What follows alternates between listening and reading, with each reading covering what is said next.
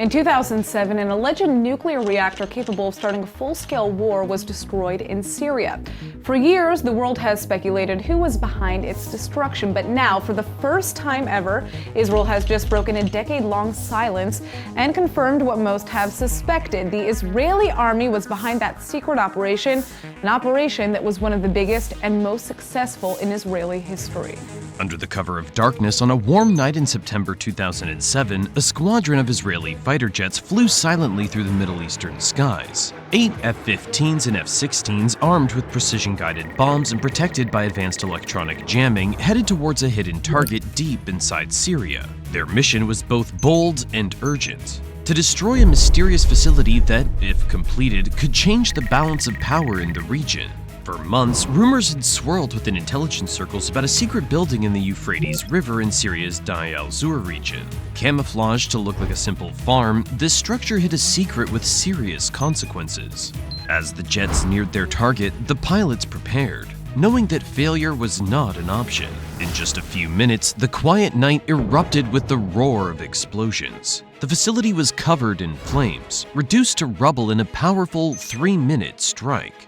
As the pilots turned back, they transmitted a single code word over secure channels: Arizona. The mission was accomplished, but this strike raised more questions than it answered. What exactly was inside that hidden building? Why did it push Israel to launch such a risky operation in another nation's territory? And what does that mean for the region and the wider world? Join us as we uncover the story behind one of the most legendary covert operations in recent history. But first, we have to understand the history of Syria's nuclear ambitions. Syria joined the Nuclear Non-Proliferation Treaty, or NPT, in 1968 and made it official in 1969. While other countries in the Middle East started their nuclear programs soon after U.S. President Dwight D. Eisenhower's 1953 Atoms for Peace initiative, Syria began later. In the early 70s, Syria created the Scientific Studies and Research Center, or SSRC, and in 1976, it set up the Atomic Energy Commission of Syria, also called AIX. Syria announced that it wanted nuclear power and started working with the International Atomic Energy Agency, or IAEA, on 6 different projects. The goal was to build 6 nuclear reactors by the 1990s, each producing 600 megawatts of electricity. But by the early 1980s, it became clear that Syria didn't have the ability to build even one reactor on its own. To get help, Syria reached out to the Soviet Union, Belgium, Switzerland, and France. Over 30 companies, including one from the United States, showed interest in the project. Syria chose the French company Sofratom, but after studying the plan, Sofratom backed out. They said Syria didn't have enough money to build the reactor. After this setback, Syria turned to the Soviet Union again in 1985. Since Syria and the Soviet Union were close allies, Syria hoped this would get them nuclear technology. The two countries started planning to build a new research reactor with 2 to 10 megawatts of power along with the research center. But because of money problems, the plan never moved forward.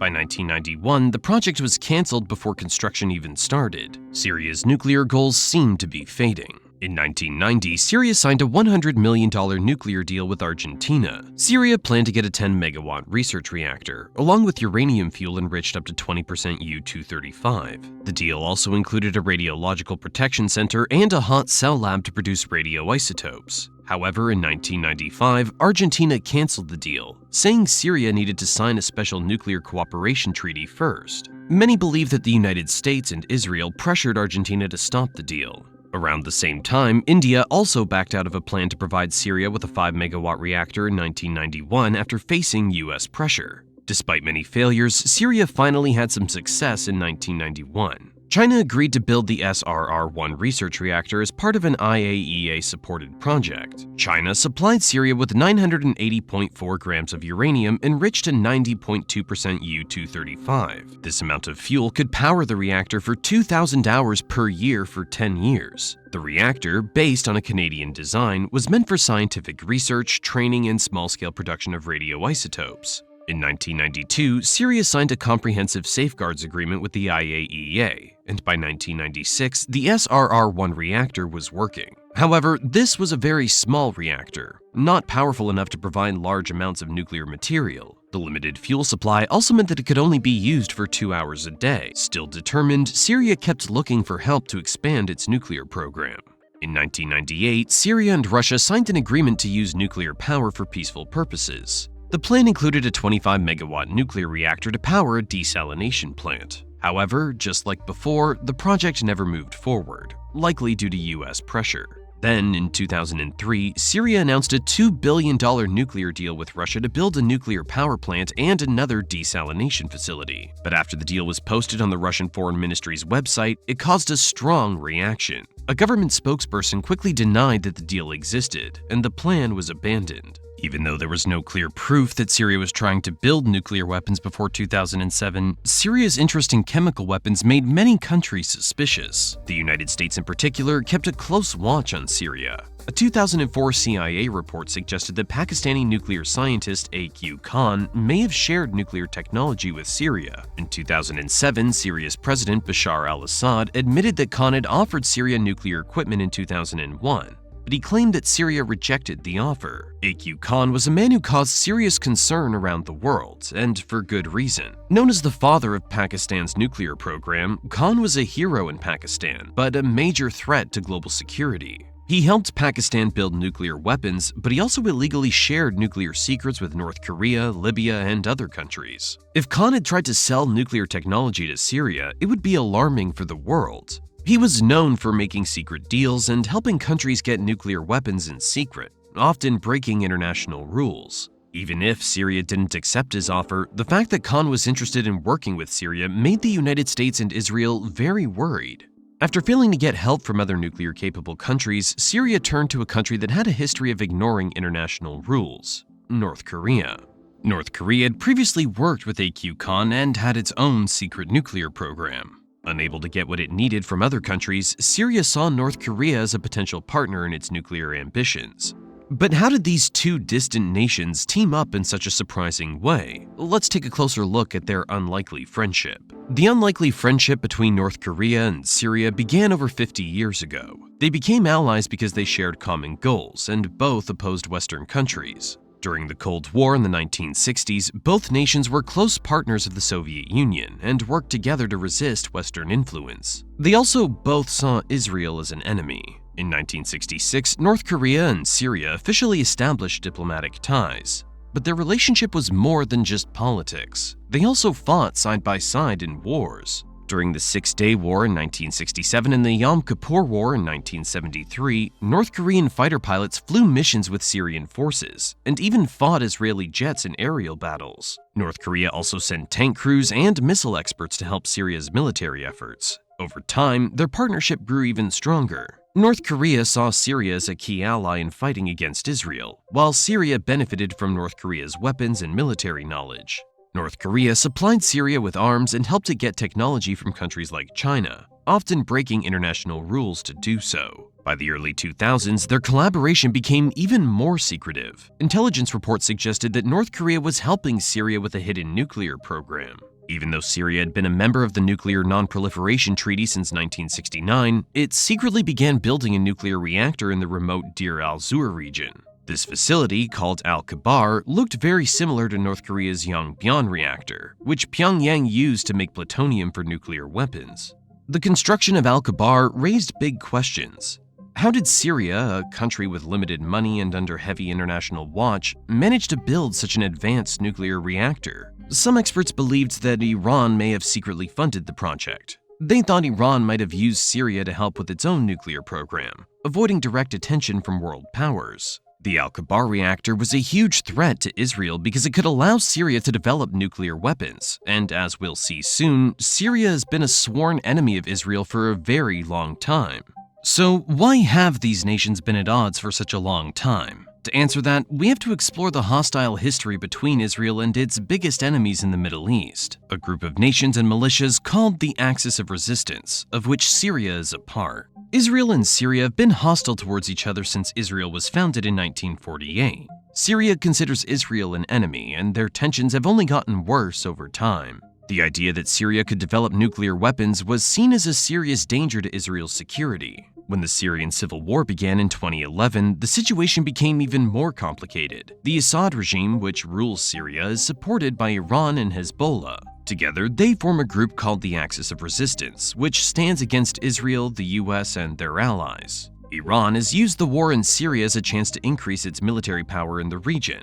It's helped Hezbollah grow stronger and has built a land route from Iraq to Lebanon. This route makes it easier for Iran to send weapons and troops right up to Israel's border. Israel sees Iran's growing power in Syria as a major threat and has responded by launching airstrikes on Iranian and Hezbollah bases in Syria. If Syria had nuclear weapons backed by Iran, Israel would be facing an even greater danger on multiple fronts. Because of this, Israel felt it had no choice but to stop Syria's nuclear program before it could succeed. If Syria's nuclear reactor became operational, it could change the balance of power in the Middle East and increase the risk to Israel's security. Since 2013, Hezbollah has played a huge role in helping Syria's leader Bashar al-Assad stay in power. The fact that Hezbollah and Iranian-backed fighters are so close to Israel's borders is already a big security risk. If Syria gained nuclear weapons, the danger would be even greater. Israel had good reasons to be worried.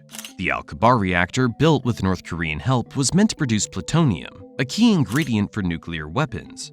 This hidden project was not reported to the IAEA, which made Israel even more concerned. With Syria's history of conflict with Israel, its strong ties to Iran and Hezbollah, and its secret nuclear program, Israel saw this as a serious and immediate threat. If nuclear technology fell into the hands of terrorist groups or militant organizations, the risk would be even greater. Israel believed that these dangers had to be stopped before it was too late. Now that we understand why Syria's nuclear program was such a threat, it's time to explore the incredible steps Israel took to destroy it. Join us as we uncover the details of Operation Orchard, also known as Operation Outside the Box, the daring mission that changed the course of history.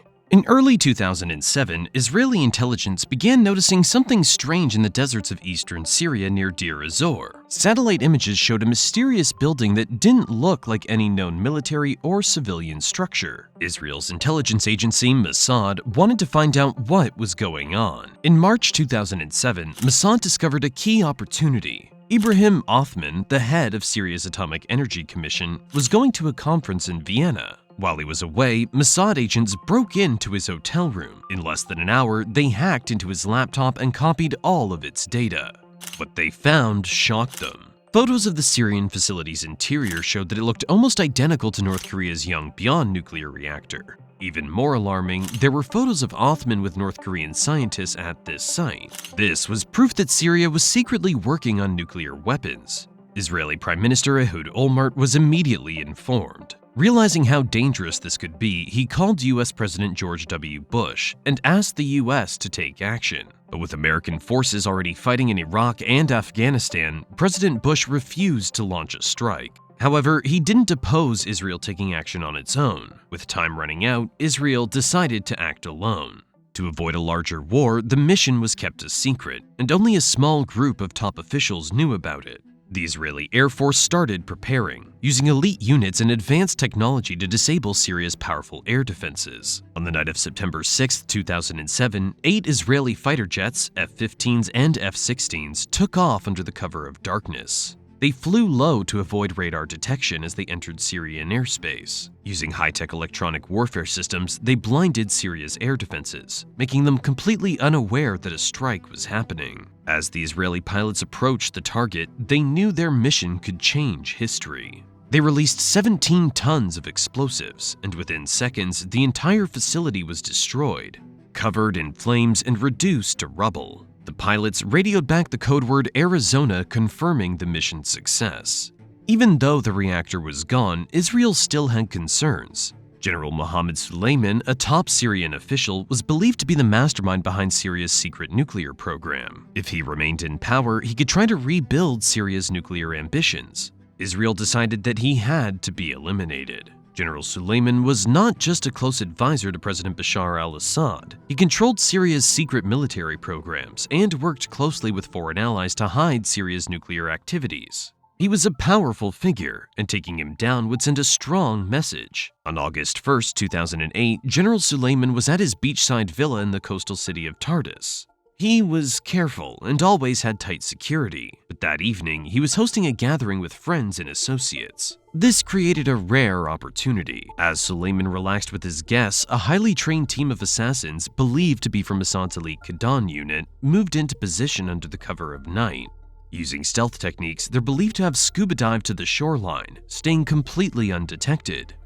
When the time was right, the snipers took their positions and waited for a clear shot. As General Suleiman came into view, they fired at the same time. He was hit in the head and neck, collapsing instantly, while his guests were left in shock. The assassins quickly disappeared, leaving no direct evidence linking Israel to the operation. Even though Israel never admitted involvement, at the time, many believed they were behind the attack. For Israel, this mission wasn't just about eliminating a key figure.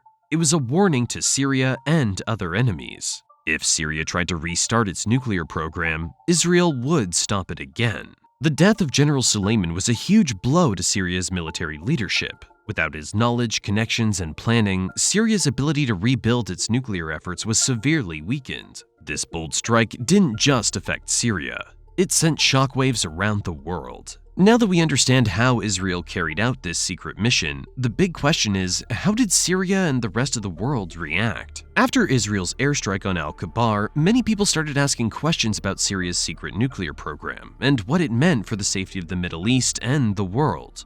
Syria strongly denied that it was doing anything wrong. Government officials claimed that Israel had bombed a military building that was still under construction and had nothing to do with nuclear weapons. Syrian President Bashar al-Assad said the Israelis bombed buildings and construction related to the military. But it's not used. It's under construction. So there are no people in it. There is no army. There's nothing in it, and we don't know the reason. It wasn't clear, but to us, it reflects the fundamental antipathy of Israel towards peace. That's how we see it. It doesn't matter what the target is. However, what happened after the bombing told a different story. Syria quickly cleared away the wreckage from the site, often working at night or using tarps to hide what they were doing. They flattened the area and built a new structure on top of where the Al-Kabar facility once stood. This raised suspicions and made people believe Syria was trying to hide evidence of a secret nuclear program. The International Atomic Energy Agency, or IAEA, which monitors nuclear activities worldwide, wanted to investigate. After months of negotiation, Syria allowed inspectors to visit Al-Kabar in June 2008. They took environmental samples and studied the building's structure and size. Their findings were troubling. The IAEA found that the building's size and layout were just like North Korea's Yongbyon nuclear reactor. Even more concerning, they discovered uranium particles at the site, proving nuclear materials had been there. Syria claimed that the uranium came from Israeli bombs, but the IAEA didn't believe this explanation. When the IAEA asked to inspect other sites that might have been connected to Al-Kabar, Syria refused, saying those facilities were military-related and not part of any nuclear program. The IAEA's investigation led to even more concerns.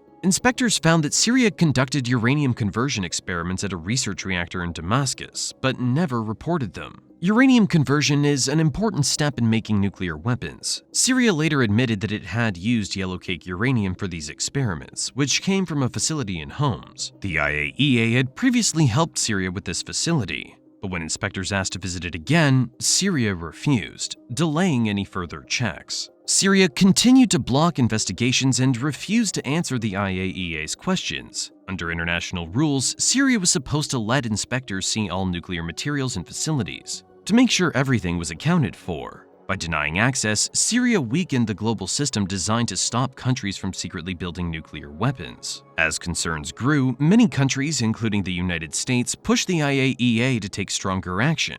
In June 2011, the IAEA Board of Governors officially declared Syria in violation of its agreements and reported it to the United Nations Security Council. The IAEA told Syria that it needed to cooperate fully and accept stricter inspections, but Syria refused.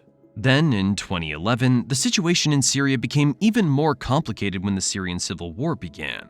This made it almost impossible for inspectors to visit any sites. Soon after, reports came out that Syrian opposition fighters had taken control of the Al-Kabar site. Some sources even said that the site had been turned into a missile storage facility and later taken over by ISIS, which may have dug into the area looking for radioactive materials. Because of the war, many important questions were left unanswered. What happened to the scientists and engineers who worked on the Al-Kabar project? Were there other secret nuclear activities in different locations? Syria's refusal to answer these questions made people even more suspicious. Syria's ability to ignore the IAEA's rules showed a weakness in the system meant to stop countries from making nuclear weapons. It also proved that without stronger international action, countries like Syria could continue hiding their activities. The world reacted in different ways. Some countries criticized Israel's airstrike, saying it was too aggressive. Others saw Operation Orchard as a necessary step to stop the spread of nuclear weapons in a dangerous region. Syria's loss of its secret nuclear reactor and the assassination of General Suleiman were major setbacks, making it almost impossible for Syria to restart its nuclear program. For Israel, these events reinforced its position that it would never allow another country in the Middle East to develop nuclear weapons. The message was clear. If any country tried to build nuclear weapons, Israel would stop them by any means necessary. This bold mission changed the way countries thought about nuclear threats and military action. It also showed how far Israel was willing to go to protect its security. But what did this operation mean for Israel's future? How did it shape Israel's defense strategy? Let's find out. When the Israeli pilots returned safely in the early hours of September 6, 2007, there was no cheering or celebration. Just a serious understanding of their duty. Major T, one of the pilots from Squadron 69, later said, "There were no ceremonies and no fanfare.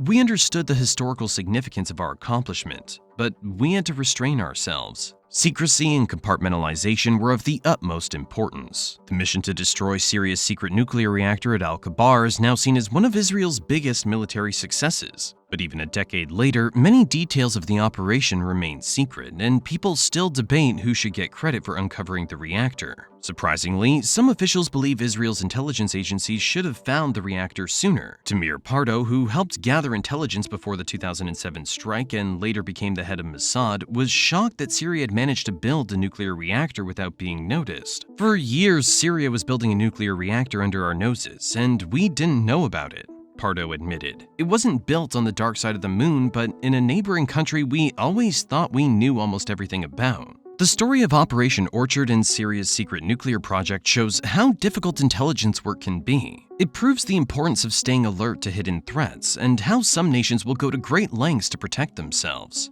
Even today, with many unanswered questions and continued instability in the region, Israel's actions serve as a reminder of the challenges in keeping the Middle East secure. Ram Ben Barak, a Mossad official at the time, agreed with Pardo. When we in Mossad brought the information on what the Syrians were up to, it was a complete surprise to the rest of the Israeli defense establishment, he said. Until then, the assessment was maybe yes, maybe no. In short, we didn't know at all what to look for. However, within the Israel Defense Forces Military Intelligence Directorate, Amman, some officers disagreed. Brigadier General Shalom Dror, who led Amman's research on Syria, said, "The exposure of the reactor is one of the greatest achievements of Israeli intelligence in general and Amman in particular. Many Amman officials felt that their department deserved credit for uncovering the reactor. This led to a debate between Israel's intelligence agencies about who should be recognized for the discovery." At the time of the strike, Syria was just weeks away from starting the production of highly dangerous nuclear materials. The reactor was located in Deir ez-Zor, a city in eastern Syria that later fell under ISIS control for over 3 years. If the reactor had been completed, Assad's government could have gained nuclear weapons. Even worse, if ISIS had captured the site, they might have gotten their hands on nuclear materials. The idea of terrorist groups obtaining plutonium was a terrifying thought. Looking back, the Israeli airstrike on Al-Kabar seems even more important than it was at the time. The strike not only stopped Syria from developing nuclear weapons, but also prevented the possibility of extremists gaining nuclear materials. The story of Al-Kabar is a powerful reminder of the dangers hidden in unstable regions and the delicate balance needed to keep peace. Israeli Prime Minister Ehud Olmert made the final decision to authorize the attack, and his decision proved to be crucial. By acting quickly, Israel stopped Syria from acquiring nuclear weapons and possibly prevented a major crisis. Many Israeli leaders agree that the strike was one of the most important military operations in Israel's history. Even though Olmert resigned less than a year later due to corruption charges and eventually spent 16 months in prison for bribery, he still considers the strike on Syria's reactor one of his most important decisions. Even his political rival Ehud Barak admitted, "Olmert deserves full credit for the courageous decision." On a larger scale, Operation Orchard raises important questions about preemptive military action. The story of Israel's attack on Syria's reactor shows just how complex international security can be. The mission likely stopped a nuclear threat and kept dangerous materials out of terrorist hands. But at the same time, Israel had to cross into another country and launch a military strike without permission. In the end, Operation Orchard proves how far a nation will go to protect itself. It highlights the difficulties of stopping nuclear weapons from spreading and shows why intelligence, military strength, and quick decisions are necessary to keep peace.